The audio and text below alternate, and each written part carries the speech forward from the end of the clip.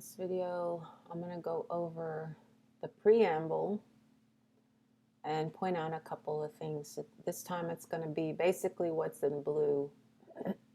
So, we the people of the United States, in order to form a more perfect union, establish justice, ensure domestic tranquility, provide for the common defense, promote the general welfare, and secure the blessings of liberty to ourselves and our posterity, do ordain and establish this Constitution for the United States of America.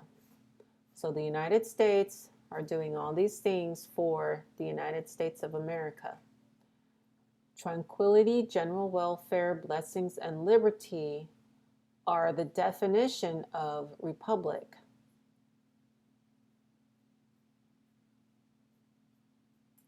And we see in Article 4, Section 4, the United States shall guarantee to every state in this union a republican form of government and shall protect each of them against invasion and see, that's what they were charged with. That's what they're entrusted to do, to protect each of them against invasion. That's the whole purpose of the government, of the federal government.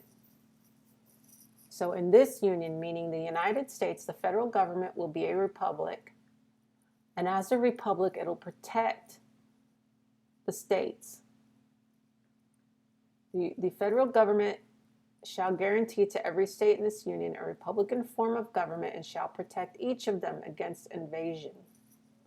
The federal government will guarantee states a republican form of government and shall protect all those states against invasion and on application of the legislature or of the executive against domestic violence, meaning they have to ask Congress for help for purposes of domestic violence.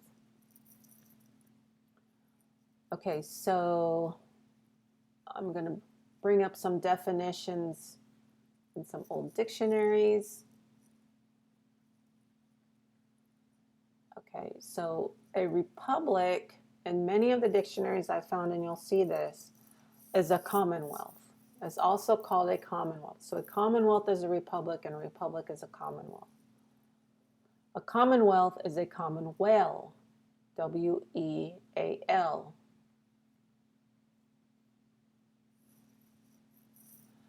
A commonweal is also commonweal, W-E-L-L. A commonweal means it's not ill.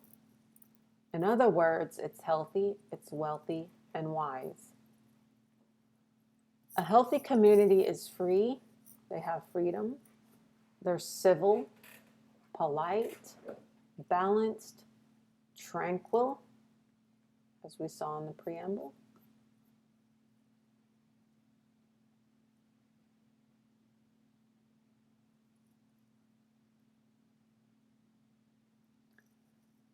Fair, justice, right? Equal, benefits all generally, the general welfare, has a strong defense, because you can't be happy if you're being attacked all the time. You can't be free if you're being attacked all the time. You can't be tranquil if you're being attacked all the time. So it's really to avoid war. A republic and a commonwealth is really to avoid war, because we know that war really just hurts us. You know, going to war is not a happy thing. Okay? Does not allow for monopolies. A commonwealth does not allow for monopolies. Monopolies in a commonwealth are void, not voidable, meaning that you don't have to go to court to have it voided. It's just void. So here in an old dictionary, commonweal, commonwealth, common and well or wealth, same thing. A polity or a body politic, an established form of civil life. Two foundations bear up public societies, the one inclination whereby all men desire for sociable life, and the other in an order agreed upon touching the manner of their union and living together. The latter is that which we call the law of a commonweal. It is impossible to make a commonweal in Ireland without settling of all the estates and possessions throughout the kingdom. A continual parliament would but keep commonweal in tune by preserving laws in their vigor. There is no body in the commonwealth of learning who does not possess himself a lover of truth. Okay, so truth, knowledge, education, it's good for a commonwealth. The public, the general body of people, okay, the common people.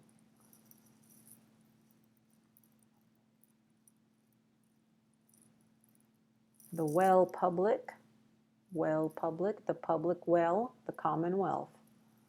Set upon spoil on either part they were, whilst the well public they in pieces tear.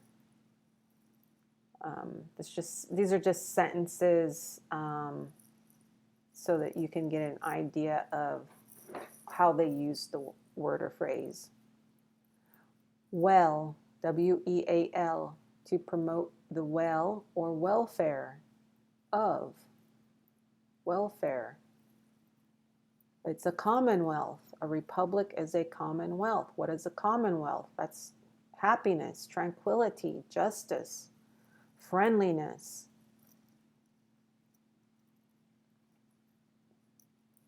That's actually the same thing, I think. It may be from a different dictionary or the same dictionary in a different year. That happens. I do that a lot. Commonwealth or a commonweal. This is a different dictionary. An established form of civil life, a republic.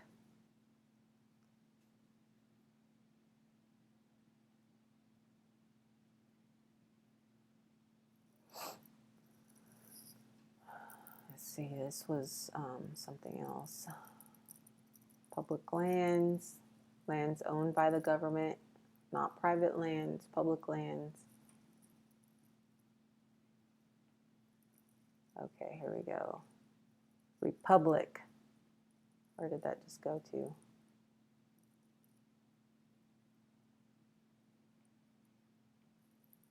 Commonwealth. A republic is a commonwealth, a popular state or government, or a nation where the people have the government in their own hands.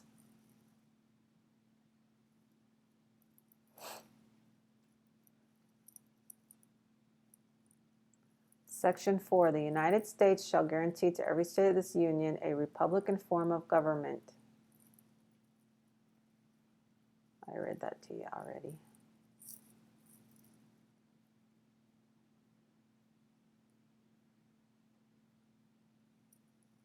Republican. Okay, that's a party name, Republic. The public good. A political community in which the sovereign power is lodged not in a hereditary chief, but either in certain privileged members or of the community in the whole community, or in the whole community. According to the constitution of the governing body, a republic may therefore vary from the most exclusive oligarchy to a pure democracy. The several republics of Greece said that of Rome were, at the outset at least, aristocratic communities. The medieval republics of Venice, but the extent of the franchise and the mode of exercising it varied much in these civic communities,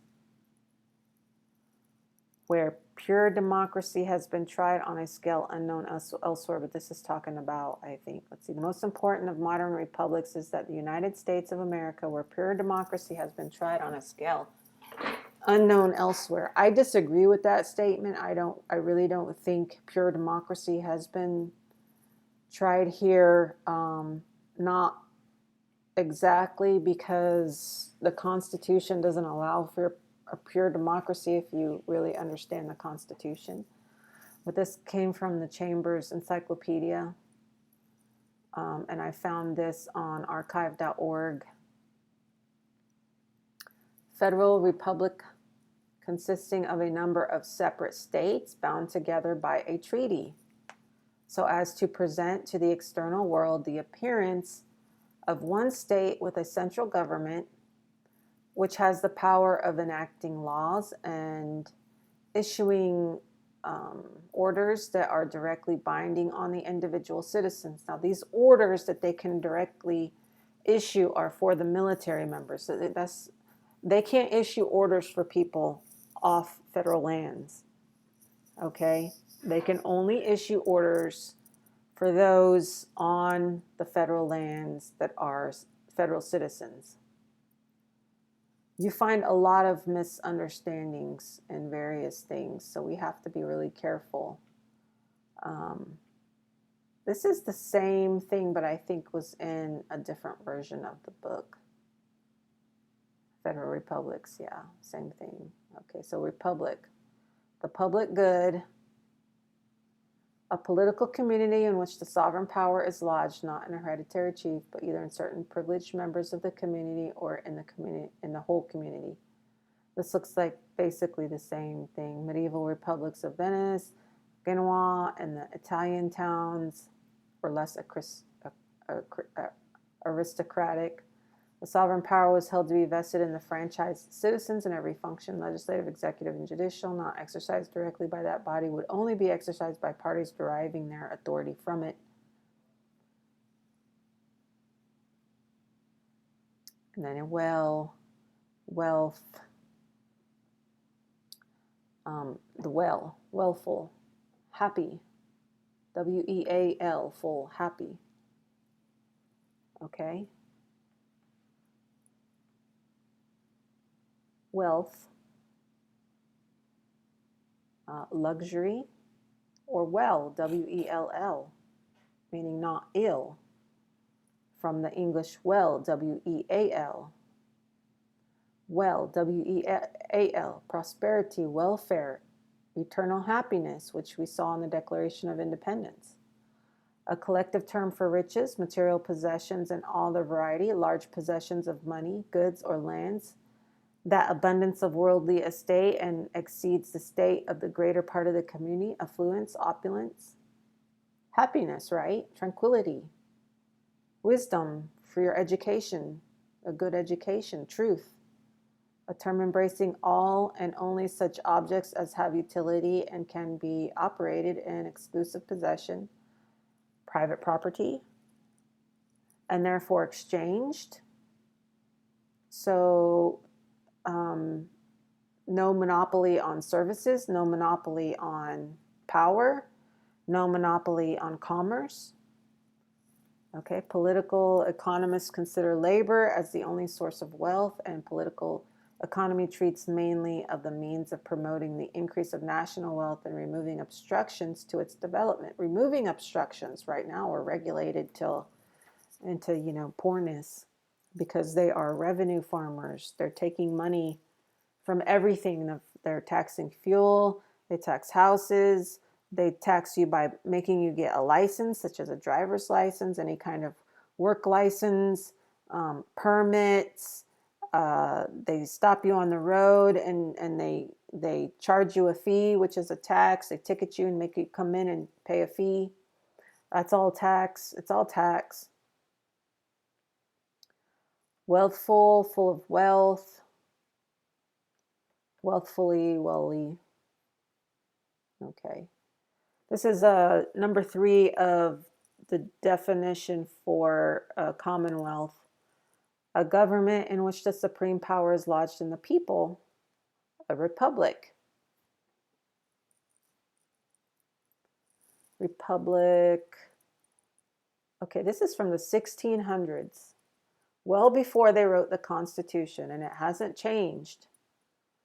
A commonwealth, a republic, a commonwealth. State in which the power is lodged in more than one. And we see it in the people we the people of the federal government, we the people of the, the delegates of the states. Okay? Those people. Let's see. Commonwealth, see Republic and Roman. Okay, so here we have civil, political, civilized, kind, polite, civility, politeness, kindness, freedom, civilized. So if you're civil to one another, you get to be free. There's no need for anybody to make all kinds of laws for you to follow because you're civil.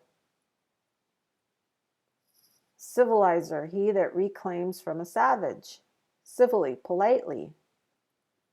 I'm not even going to try to word complainantly.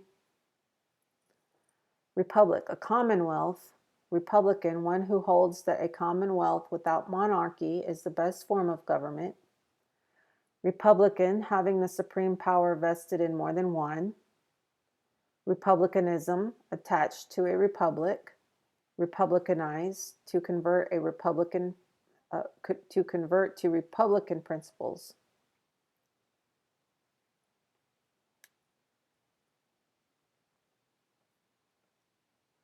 Commonweal is understood in our law to be benum publicum, and is a thing much favored, and therefore the law doth tolerate many things to be done for common good, which otherwise might not be done. And hence it is that monopolies are void in law, and that bonds and covenants to restrain free trade, tillage, or the like are adjudged void. So monopolies, public service companies, instrumentalities of the federal government that issue regulations to regulate people into wearing masks. That's a monopoly. Requiring you to register yourself, requiring you to register your business, requiring you to be regulated in your trade and your commerce. Those are all monopolies. Government very properly comes after law, being only a power lodged in the hands of one or more magistrates to carry the laws into execution. And then we come to Upsher's brief inquiry into the nature and character of the federal government, where he says that Joseph Story, who was a justice on the federal Supreme Court, misperceives the Constitution in his favor because he was a land speculator who sat on land speculation cases and wanted to perpetuate the idea that the government owned the land, all the land, and that the government had a say-so in what happened to the land, and therefore they could sell the land. And they did, and they sold a lot of land. But he, I think he sat on the Supreme Court started in 1812. So he was one of the first Supreme Court justices. Upsher writes on how Story was wrong in his opinions and commentaries. We also find a video by Patrick Newman who explains in his video on the Mises Institute, and it's got something to do with the Constitution in the title, which I think I have a small clip of it in my video list down at the bottom, so if you wanted to check that out, you could, where he says Story sat on land speculation cases, that he misconstrued the Constitution in a way that was favorable to him just by the mere fact that he sat on the cases and he was a land speculator. He was one of the first justices and had a vested interest in making people believe that the Constitution was powerful over everyone, when in fact it was not, it is not, and even states so within it However, most people do not read the Constitution. And Story says this in his point 33. He talks about what Story says, and then he says Congress has no power to coerce those governments, nor could it exercise any direct authority over their individual citizens. And we see that in Article 1, Section A, Clause 17, to exercise exclusive legislation in all cases whatsoever, only over the lands. Those lands that it was ceded to it or it purchased for defense purposes, in order to ensure that all states have a republic, a republican form. So a republic is a commonwealth. A commonwealth is a commonweal. A commonweal is a commonweal. A commonweal is not ill. What is not ill is healthy, wealthy, wise. We mentioned truth and education. We mentioned freedom through civility.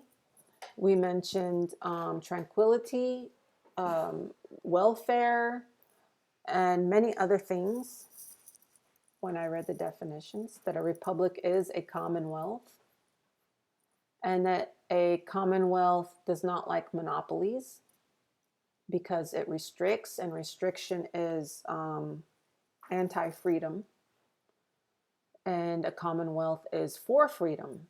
So you can't be anti-freedom and for freedom in a commonwealth. It's one or the other. So there you have it. This is my research on what a republic is. A republic is a commonwealth is a republic. And if you look at the Laws of Nations by Emmerich de Vattel, he says that it's a good government that fortifies itself. And we fortify ourselves with defense, which is here with a C, and through the republic, the guarantee of the republic. Republic is good stuff. Good stuff, not the stuff that they've been giving us. Not through their instrumentalities are unconstitutional. They claim that they're constitutional through a variety of, bullshit, but their instrumentalities are an invasion. They're an invasion of our rights. They're contracts to form monopolies. And I just found a article. I haven't read it yet, but Monopolies in the Constitution, a history of crony capitalism. I think I'm going to like this article. It's by Larissa Price, and I'm going to read it, and I'll let you know if I find anything really good in here that I haven't already told you about. It's pretty long, but there you have it. Like, share, subscribe, but most importantly, I ask that people share. I cannot get on social media because I refuse to give a legal fiction as my name, and I refuse to give my phone number because the phone numbers are regulated by the federal government, and so are the contracts with the telecommunications companies. And I really don't want to be any part of them. So I depend on other people to share these videos. I do emails, but y'all like, share, subscribe, send to your friends, send to your families. See if you can get them to watch it. See if you can start conversations with them by saying that you disagree. And one thing that I like to do is I say, well, I disagree with that, and see what they say. And I said, but, they do kind of have a point in this little thing that they say. Maybe they got a point in this little thing that they say. And you can sometimes bring the student around to be ready to learn. And sometimes you have to manipulate people in that way, not for a bad ends, not as a bad means to an end, but as a good one, because I think that people are just scared, and they're scared of freedom. They're scared of losing their Social Security, even though it's already owed to them. So Like, share, subscribe, and make it a conversation with your friends and family. And I'd appreciate it greatly, because I would like to experience the most freedom I possibly can before it's over.